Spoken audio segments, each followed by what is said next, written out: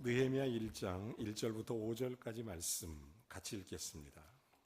귀한 말씀 같이 읽죠. 시작. 히갈의 아들 느헤미야의 말이라. 아닥사스다 왕 제12년 기슬로월에 내 형제들 가운데 하나인 하나니가 두어 사람과 함께 유다에서 내게 이르렀기로 내가 그 사로잡힘을 변하고 남아있는 유다와 예루살렘 사람들의 형편을 물은즉 그들이 내게 이르되 사로잡힘을 면하고 남아있는 자들이 그 지방 거기에서 큰 환난을 당하고 능욕을 받으며 예루살렘 성은 회무러지고 성문들은 불탔다 하는지라. 내가 이 말을 듣고 앉아서 울고 수일 동안 슬퍼하며 하늘의 하나님 앞에 금식하며 기도하여 이르되 하늘의 하나님 여호와 크고 두려우신 하나님이여 주를 사랑하고 주의 계명을 지키는 자에게 언약을 지키시며 긍휼을 베푸시는 주여 간구하나이다. 아멘. 오늘은 영향력이라는 말씀을 함께 나누기를 원합니다. 잔 맥스웰 목사님 또 짐 도넌 목사님이 쓴 아주 유명한 책이 하나 있습니다. 영향력이라는 책입니다.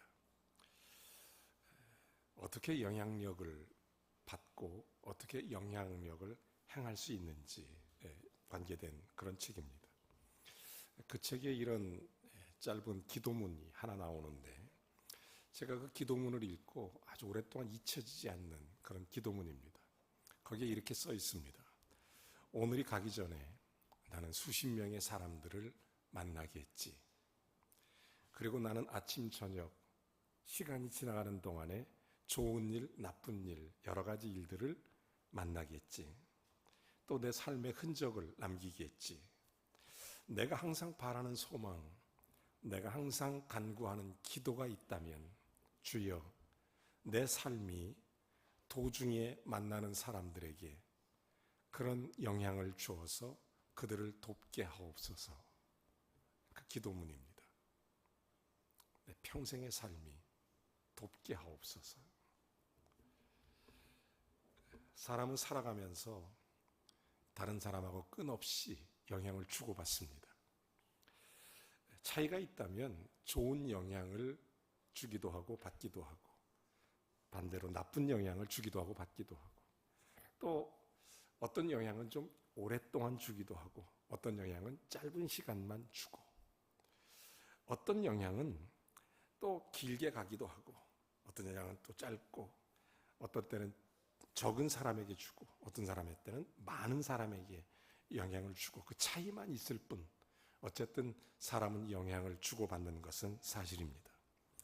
오늘 성경에 보면 한 사람의 영향력 어떤 일들이 일어나는지 그리고 오늘 이 시대 저와 여러분이 이 말씀 속에서 어떤 걸 깊이 깨달아야 되는지 한번 말씀 속으로 들어가길 원합니다. 이스라엘 백성들 바벨론 포로로 붙잡혀 갔다가 해방이 됩니다. 이제 고향으로 돌아가서 성벽도 재건하고 그들의 삶도 재건해야 될 아주 놀라운 역사적 분기점에 서 있을 때 그때 일어난 일입니다. 자, 오랜 포로 생활을 끝내고 이제 고향으로 돌아간 이스라엘 백성들 익숙하지 않은 자유 때문에 놀랍게 분열합니다. 그리고 서로 다투어요. 백성들이 서로 싸웁니다. 외부로는 전혀 준비되지 않았는데 공격해 들어옵니다. 이방인들의 공격. 자, 안으로는 분열돼서 싸우고 밖으로는 외부에서 공격이 들어오니까 한마디로 이스라엘 백성들은 오합지졸처럼 완전히 무너져 있었던 심각한 상황이었던 것입니다. 자, 이스라엘 백성들이 이렇게 패배감, 자괴감 속에서 어떻게 살아가야 될지 모르고 방황하고 있을 때 그때 하나님께서 한 사람을 세우시는데 그 사람이 느헤미야입니다. 자, 그때 등장한 사람. 이 느헤미야가 백성들과 함께 성을 쌓아가게 되는데 사실 처음부터 불가능한 상황이었습니다. 내용적으로 보면 그게 안팎으로 완전히 무너진 그런 상황. 삶의 터전 전부 다 무너졌는데 놀랍게 이 느헤미야가 굉장한 영향력, 지도력을 발해서 이스라엘 백성들의 삶의 터전뿐만 아니라 예수님 다시 오실 때까지, 예수님 오시는 그날까지 이스라엘에 아주 절대적인 영향을 끼친 그런 사람, 그런 일들을 하게 됩니다. 가장 어려운 시기에 누구도 쉽게 할 수 없는 일을 잘 감당했던 그 사람, 이 백성들에게 좋은 영향을 준 사람, 이 느헤미야의 지도력 어디서 왔을까요? 어디에서? 저는 우리 시대가 지금 느헤미야의 지도력이 필요한 시대가 아닌가, 그런 간절한 기도 제목이 있습니다. 이 시대를 보면서 여러분은 어떤 마음을 갖고 있습니까? 아니, 스스로 살펴봐도 이렇게 살면 안 되는데, 이 나라와 민족이 이렇게 가면 안 되는데, 우리 인생이 이렇게 살면 안 되는데, 이런 문제의식을 가지고 살아가고 계십니까? 더 이상 이대로는 안 되겠다, 여기서 주저앉을 수 없다, 이런 영적 부담감을 여러분 가지고 있다면 오늘 이 느헤미야에게서 지혜를 얻게 되기를 바랍니다. 그리고 삶의 해답을 얻게 되길 바랍니다. 내 삶이 살아나고 내 주변이 살아나고 더 나아가 이 나라와 민족에 긍정적 영향을 주고 우리의 영향력을 통해서 이 시대, 아니 복음의 역사가 온 세계 열방에 퍼질 때까지 그리스도의 사람으로 살아나게 할 수 있도록, 내 인생 여정 동안에 만날 수많은 사람들 다시 나 때문에 일어날 수 있도록, 다시 나로 인해서 희망을 갖고 다시 힘차게 새로운 인생을 시작할 수 있도록, 그래야 우리가 삶의 이유가 있게 되는 것이 되는 것입니다. 자, 이제 말씀 속으로 들어가 보면 느헤미야가 자기 민족에게 영향을 주었던 지혜, 저는 크게 세 가지를 오늘 성경의 본문 속에 발견합니다. 첫 번째가 있다면, 느헤미야는 역사의 현실을 들을 수 있는 열린 귀를 갖고 있었습니다. 한마디로 말하면 역사의식이 있었다, 이 말입니다. 여러분, 내가 살고 있는 시대가 도대체 어떤 시대인가? 지금 이 시대가 어디로 가고 있는가? 어떤 일이 일어나고 있는가? 여기에 대한 의식이 있어야 된다는 것입니다. 영향을 주는 사람이 된다면 반드시 이런 의식이 있어야 되죠. 흔히 그리스도인 하면 하나님만 쳐다보고 하늘만 쳐다보고 아무것도 안 하고 기도만 하고 이러면 될 줄 아는데, 그렇지 않습니다. 진정한 그리스도인들은 하늘의 소망을 가지고 이 땅에 하나님 나라를 세워가고 이 땅에 하나님 나라를 세워 만들어가는 그런 책임 있는 그리스도인이 되는 것입니다. 여러분, 책임적 존재, 바꿔 말하면 역사적 사실 앞에 책임적 존재가 되는 것이 그리스도인이다, 그런 것입니다. 예를 들자면, 여러분, 하나님이 창조하신 지구, 이 온난화 때문에 얼마나 지금 몸살을 앓고 있는지 여러분 다 아시죠? 자, 그런데 문제는 이 지구를 위해서 기도하고 있느냐 하는 것입니다. 책임적 존재로 살아가고 있느냐 하는 것이죠. 여러분, 지구가 이것을 유지하기 위해서 이 지구 상한 온도라는 게 1.5도랍니다. 근데 이것이 최근 3년, 그래서 금년에 그 어느 해보다 더운 여름이 된다는데 앞으로 3년 동안 더 이게 올라간대요. 1.9도. 그래서 WMO, 세계 기상기구, 유엔 산하에 있는 가장 공신력 있는 가장 큰, 가장 확실한 그런 기구에서 발표하기를 지금 지구는 고속도로에서 출구가 없는 지구 온난화 멸망의 길로 가고 있다. 사무총장, 그 누구예요? 안토니오 구테쿠스라는 분이 그렇게 실제적으로 발표를 했습니다. 한계를 넘어섰다는 거죠. 여러분, 지구가 이렇게 4.5도가 올라가면 지구의 해수면 상승이 일어나게 되고, 여러분, 그럴 때 우리나라, 먼 나라 갈 것도 없이 우리나라, 지금 여러분 인도네시아의 수도 자카르타는 이주를 시작했습니다. 뿐만 아니라 그 여러 나라, 중국의 상해도 이제 곧 이주를 시작할 준비를 하고 있다는 것입니다. 여러분, 우리나라에도 여러분 300만 명이 자기의 고향, 집을 떠나서 이주해야 된다는 것입니다. 우리나라 300만 명이 어떤 사람들이 이주할까요? 아마 남해안, 동해안, 서해안, 어디 사람들이 제일 많이 이주해야 될 거라고 생각하세요?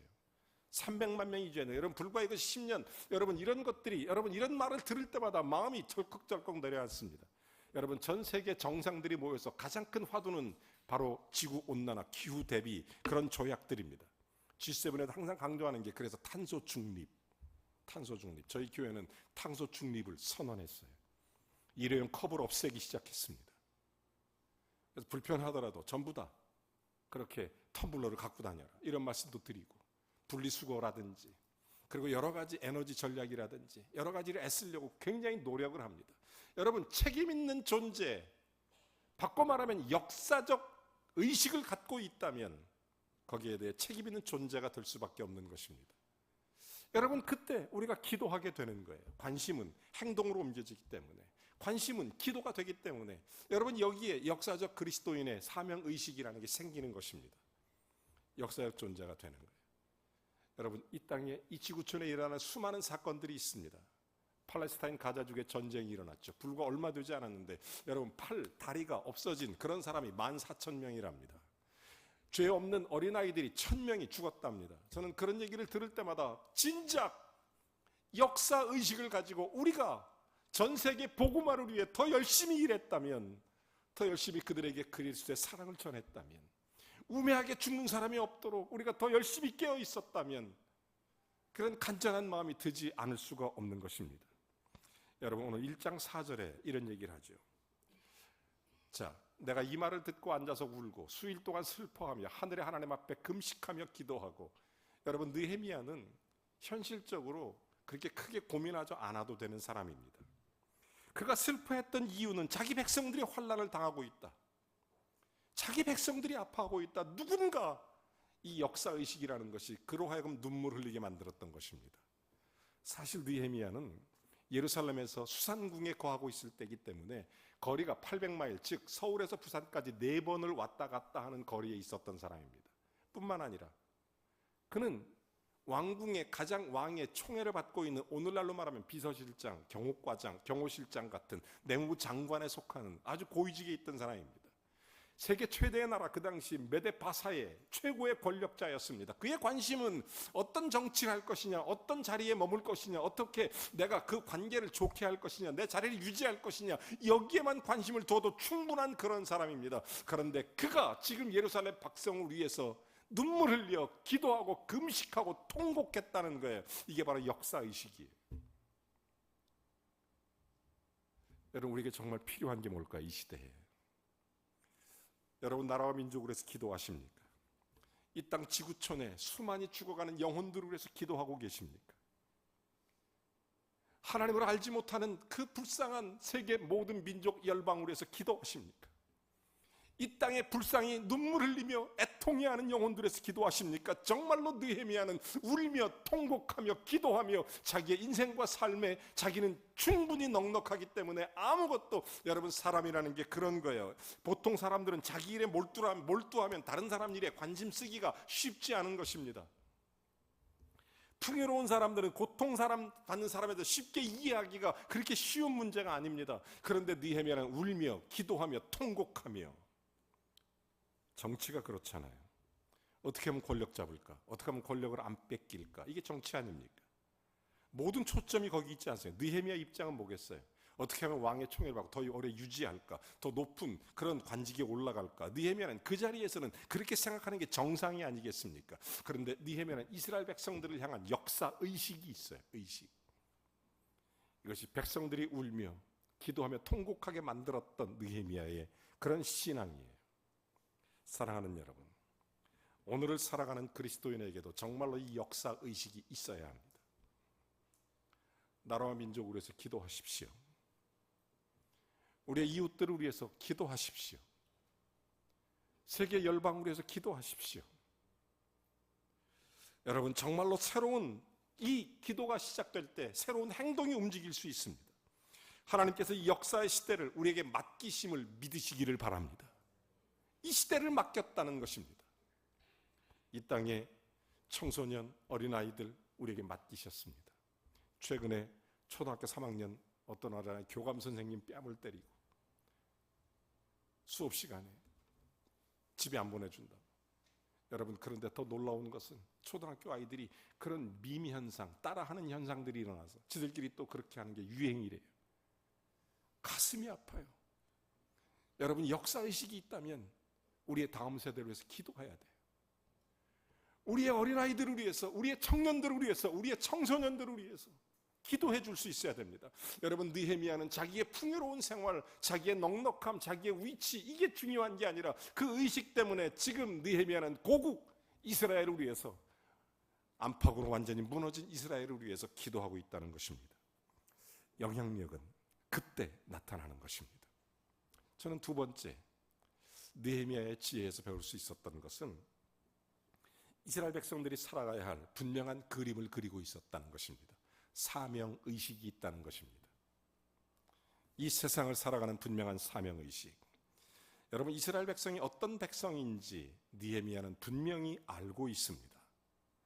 이 백성을 향한 하나님의 기대도 알고 있습니다. 그리고 하나님의 기대를 받아 이스라엘 백성들에게 갖춰야 될 덕목도 알고 있습니다. 바꿔 말하면 이 말입니다. 지금 이스라엘 백성들이 이렇게 살 수는 없다는 것입니다. 이렇게 지낼 수는 없다는 것입니다. 이렇게 무너질 수는 없다. 그래서 느헤미야 1장 10절에 이렇게 말합니다. 주께서 일찍 큰 권능과 강한 손으로 구속하신 주의 종이요 주의 백성이니이다. 이스라엘 백성이 내부적으로 분열하고 다투고 싸우는 게 이스라엘답지 않다는 것입니다.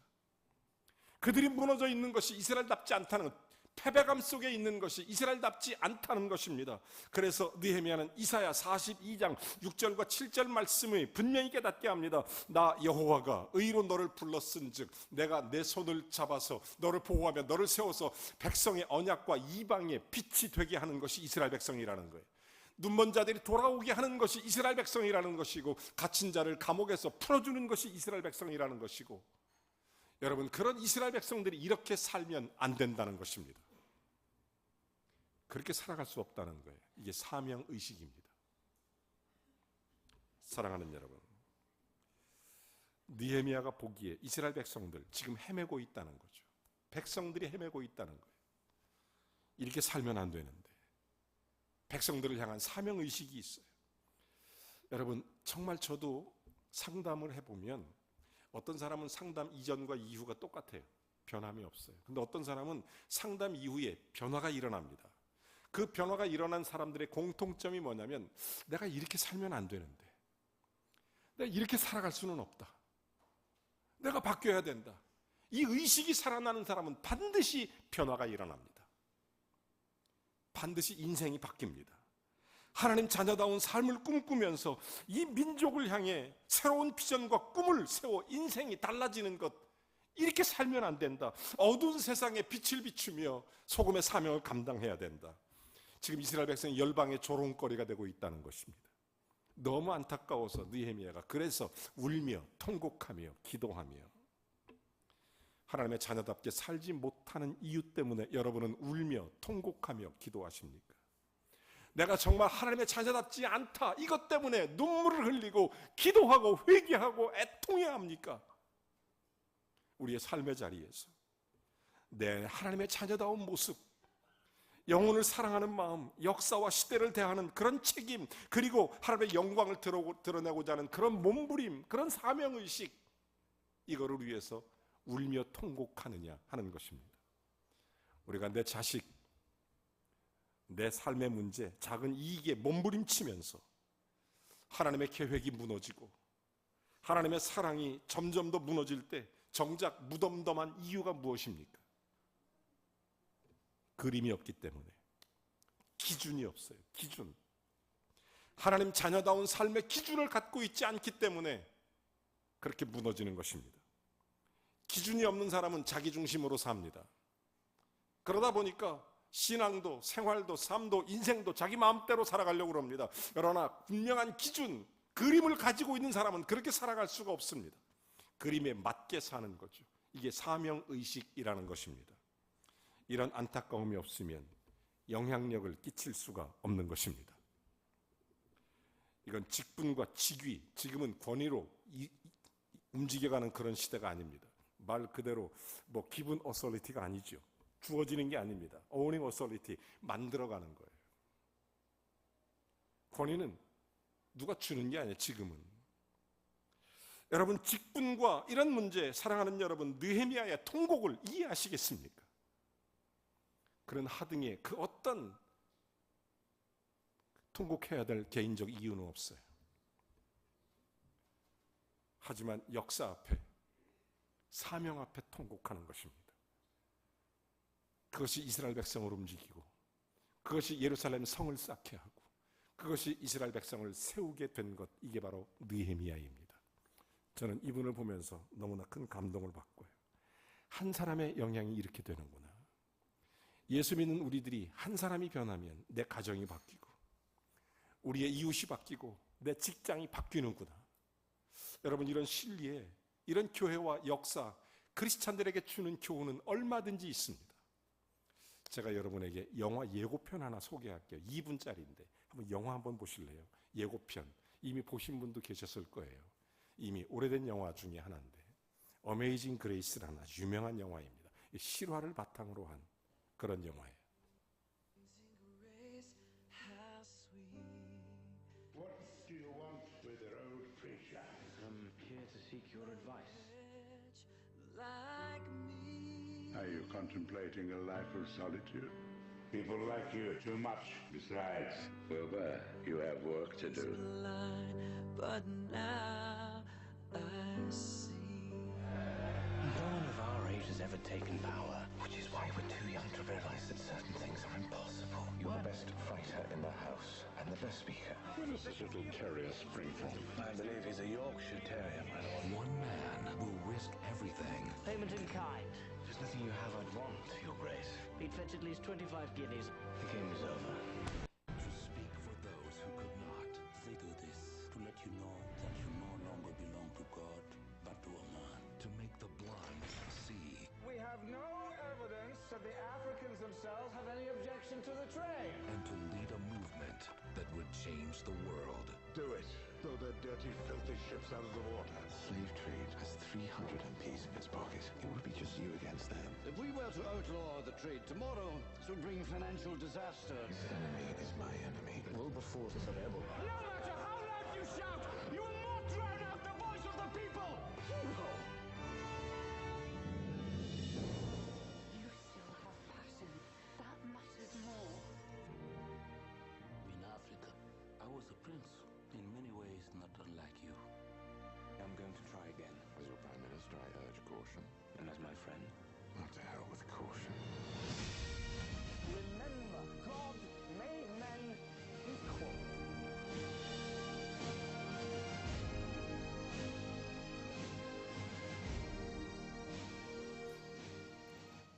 제가 여러분에게 윌리엄 윌버포스라는 사람을 소개하는 이유가 있습니다.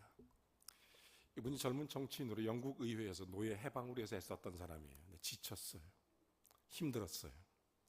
그때 그 당시 유명한, 여러분 잘 아시는 그 누구예요? 그 요한 웨슬레 목사님이 이분에게 편지 한 장을 써요. 그 편지 내용이 이런 겁니다.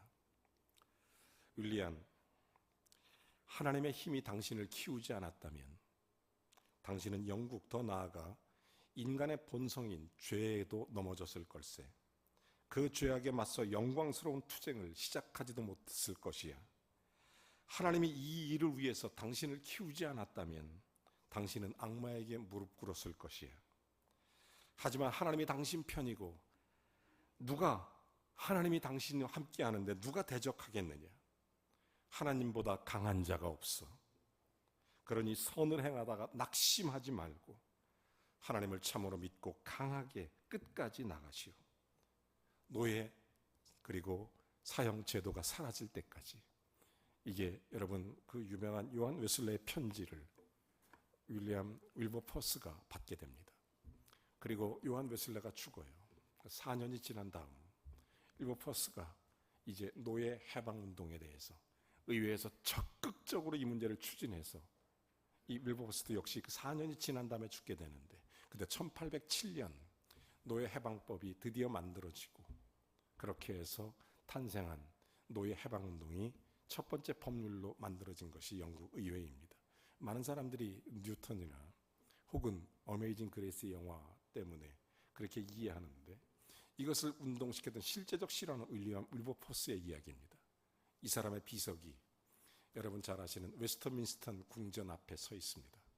영국의 대관식 여왕이나 국왕이 취임할 때 그 행진하는 그곳. 그래서 반드시 영국의 왕이나 여왕은 그 비석 앞을 지나가게 돼 있어요. 대관식에는. 그 대관식의 비문에 이렇게 써 있습니다. 당신들이 그렇게 되달라는 의미로서 지나가는 것입니다. 이렇게 써 있어요. 모든 면에서 대중의 편에 선 위대한 인물, 박애를 위해 모든 노력을 기울였던 그대는 리더, 동포의 육체적 영적 필요를 충족시킨 인물, 하나님의 축복으로 영국에서 노예 무역을 근절한 죄악을 쫓아버린 업적, 모든 식민지에서 노예 제도의 폐지의 길을 닦은 업적, 그의 이름이 이런 업적으로 칭송받으리. 사랑하는 여러분, 여러분은 여러분의 어떤 모습을 사랑하십니까? 내가 어떻게 사는 모습을 여러분은 사랑하십니까? 그게 사명의식입니다.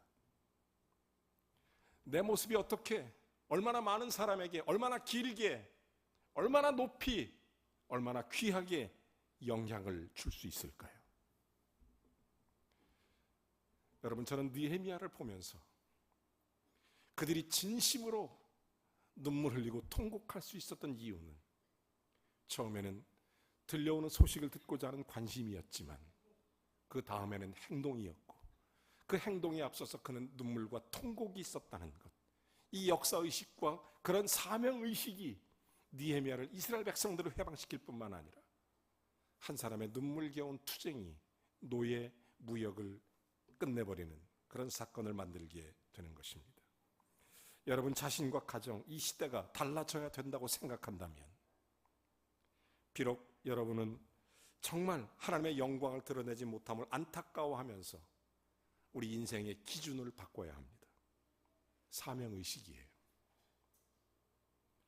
저는 마지막 하나, 이스라엘 민족의 운명을 바꿀 수 있었던 세 번째 이유가 있다면 그것은 하나님께 문제를 가지고 나갔다는 사실입니다.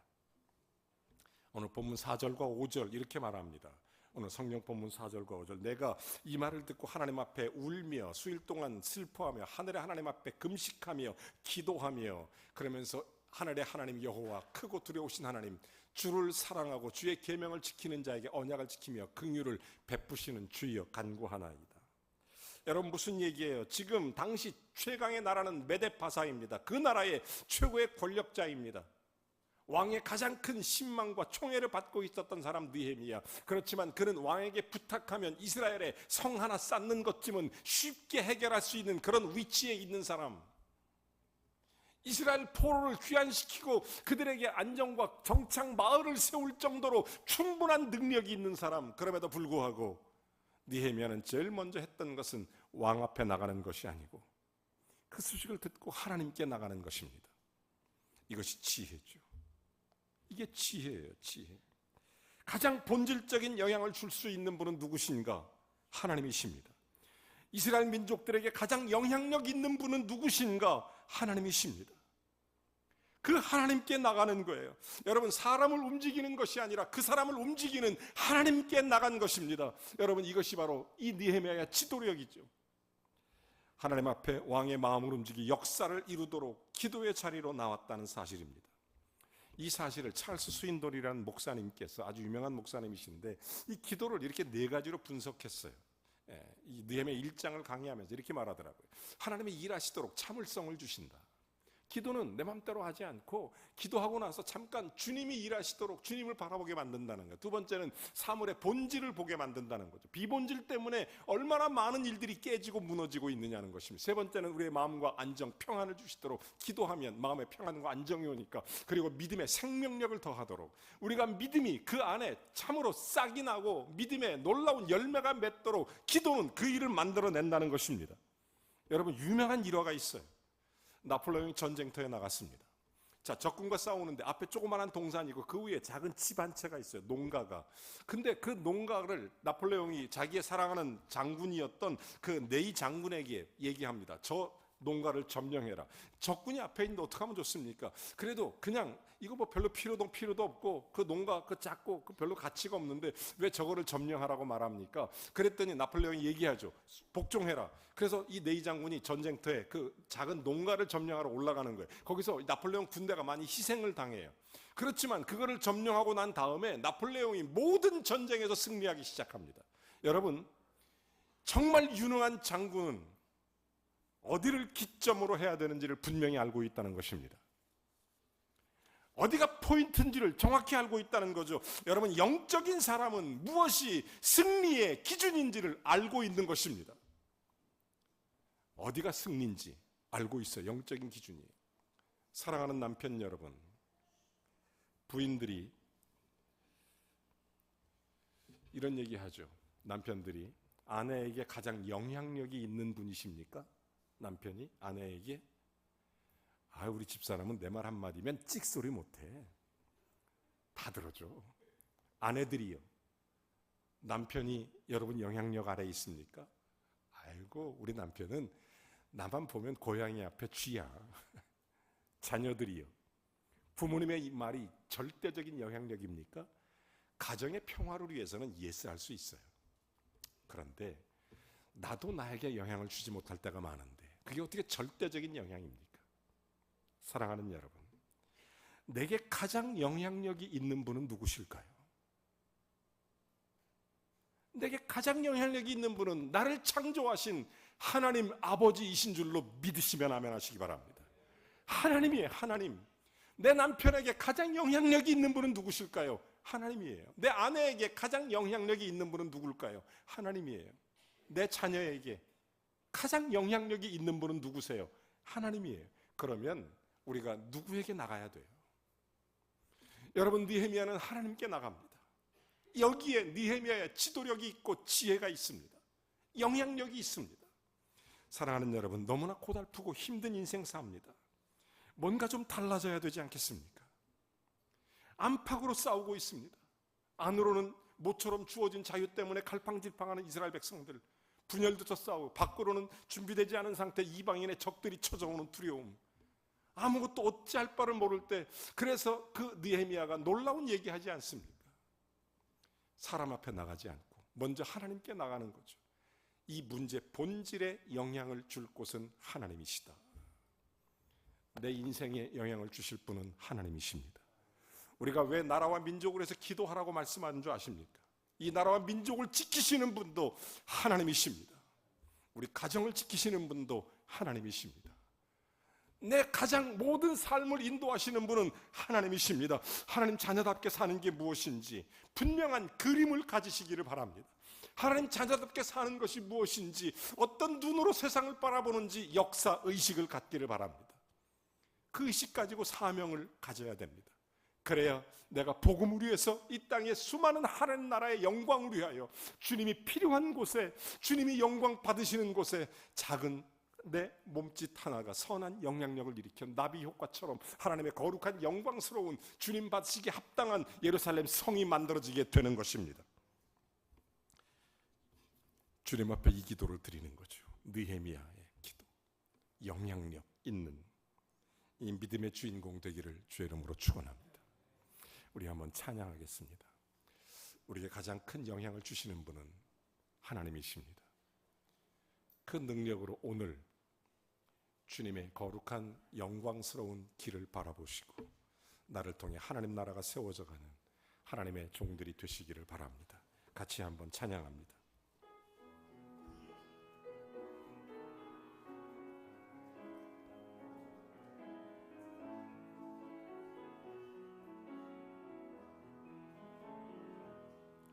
주 선한 능력으로 하시네, 그 신발로 날 붙드시네. 정망 속에도 흔들리지 않고 사랑하는 주 얼굴 구하리. 선한 능력으로 일어서리. 주만 의지하리. 믿음으로 우리 고대한에 주 오실 그날 광야 새날을 맞이하리. 이 잔의 괴로운 날에 워싸고 고난의 길을 걷는다 해도 주님께 모두 맡긴 우리 영혼 끝내 승리의 날을 맞으리. 선한 능력을 영광으로 일어서리. 주만 의지하리 믿음으로. 우리 고대한에 주 오실 그날 영광의 새날을 맞이하리. 주님이 마신 고난의 쓴 잔을 우리도 감사하며 받으리. 주님의 남은 고난 채워가며 우와 복음 위에 살리라. 선한 능력으로 일어서리. 만 의지하리 믿음으로. 우리 고대한에 주 오실 그날 영광의 새날을 맞이하리. 진정한 영향력을 행하시는 하나님, 우리의 가정에, 우리의 삶에 그 하나님께 문제를 가지고 나가면, 그 하나님 앞에 나가면 역사의식과 사명의식 가지고 하나님 앞에 그 기도하면서 이 시대를 살아간다면 우리를 통해, 우리 교회 통해, 여러분의 삶의 터전을 통해 하나님이 영광을 받으실 줄로 믿습니다. 사랑하는 여러분, 정말 축복합니다. 사랑하는 여러분, 여러분 통해 하나님이 큰 영광을 받으시기를 간절히 기도합니다. 느헤미야가 눈물과 통곡으로 이스라엘 민족으로 기도하는 것처럼 우리도 나라와 민족 그리고 성도들의 삶을 위해 기도합니다. 하나님 영광을 받으십시오. 내 인생의 영향력이 그렇게 드러나게 해주십시오. 주님 제발 나 좀 써주십시오. 그렇게 기도하시기 바랍니다. 다 같이 한 음성으로 기도합니다. 하나님 일하시옵소서. 우리 몸된 범일교회 살아가는 성도들을 축복하시며 주님 앞에 나와 싸우니 눈물과 기도와 통곡으로 나갔던 느헤미야와 같이 내 인생과 삶 속에 주님 나라가 이루어지며 하나님의 뜻이 이루어지며 주의 영광이 이루어지도록 주님 앞에 오늘 나왔으니 하나님 마음의 안정과 평안도 아버지 사물의 본질을 바라보며 믿음의 생명력을 주셔서 하나님 쓰임받게 하셔서 하나님 저들을 통해 저들의 터전을 통하여 저들의 가정을 통하여 하나님 우리의 자녀를 통하여 영광을 받아주시옵소서. 주님의 빛을 비추어야 할 백성이며 주님의 사명을 감당해야 될 이스라엘 민족이며 하나님 나라의 영광 우리의 쓰임받아야 할 주의 복음의 일꾼들이며 주의 복된 성도들이오니 오늘 하나님 축복하시고 능력을 주시고 그 영향을 우리에게 그리스도의 선한 영향력으로 주님 앞에 살아갈 수 있도록 하나님 우리 모든 오늘 예배하는 성도들 우리 사랑하는 성도들 축복해 주시옵소서. 하나님 붙드시고 사용하시고 영광을 받으시옵소서. 예수 그리스도의 이름으로 기도하옵나이다. 아멘. 다 같이 일어나셔서 찬송 부르고 축도로 예배를 마칩니다.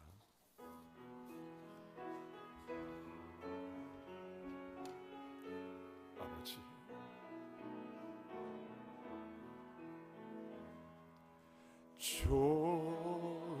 좋으신 하나님 좋으신 하나님 참 좋으신 나의 하나님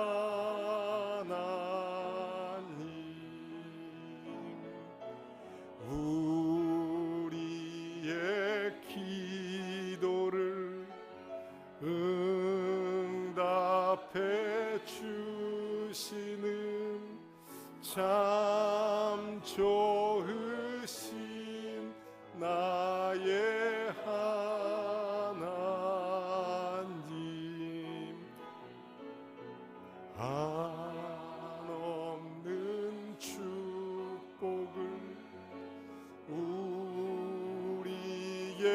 주시는 참 좋으신 나의 하나님.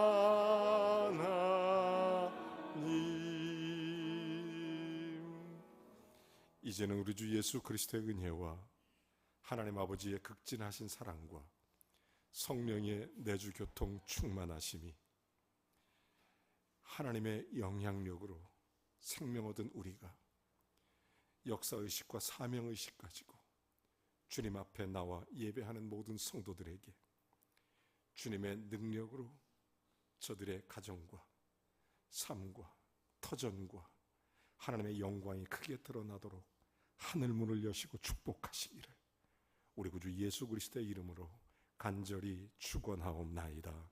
아멘.